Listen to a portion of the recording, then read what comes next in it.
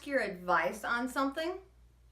Hi, I'm Tiffanie Kellog, trainer for Ascentive, and today I wanted to explore with you one of the 16 relationship builders that we talk about in the Ignite Your Business program.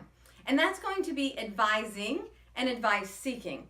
These are two similar topics that both involve you, but a slightly different way. So we're going to start with advice seeking. So when it comes to building a relationship, when you seek advice from others, it lets them know that you honor them, that you trust their opinion, and you're coming to them for advice. Now, there's a few things that you want to keep in mind when it comes to advice seeking. Number one, you want to make sure that you're actually looking for the advice, that you want their information. Don't just do it because it's an ego stroke for them.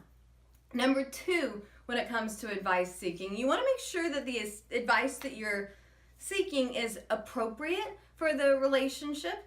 You may want to avoid things like, religious, political, ethical, save that for talking to your counselor or your pastor or those type of people. So make sure it's an appropriate conversation. Number three, you want to make sure that you offer feedback on what you did with the advice you gave. Whether, I took your feedback and did this and it was brilliant, or I decided not to listen to your feedback because, or I'm not doing anything at this point in time. Whichever way, just let them know what you've done with their feedback. Now, the fourth thing that's really important when it comes to advice seeking is you want to make sure that you're not asking for advice that you should be paying for.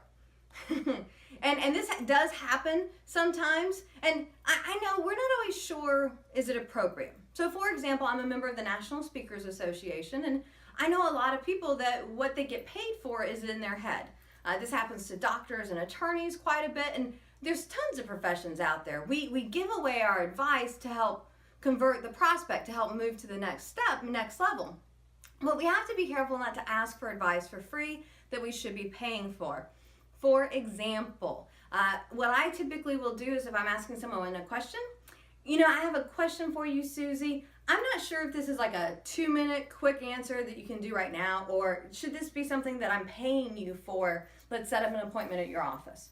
And then that way I put in her court to let me know where we're at in the realm of the conversation. So seek advice from people, lets them know you trust and honor them, but do make sure of those 4 points. Now on the flip side of the coin, we do have advising. And this is where you're actually giving others advice. So on the note of don't ask for stuff that you should pay for, I also have to say don't give away free advice that you should be paid for from the prospect or the contact. I do know again that we give away our advice sometimes to get people in the door. However, you don't want to continuously give away advice to the point that you're out of business because nobody's paying you. When it comes to giving advice, typically you only want to give advice to people that have asked you for the advice. And I know sometimes we're like, oh, but if I could just tell him that one thing, it could help change his life. So if you have unsolicited advice that you're looking to give, I do recommend that you say, would you be open to some feedback on? And if the person tells you no, then they're not looking for it. But know that giving your advice can be a relationship builder because you're investing your time and your expertise in the relationship.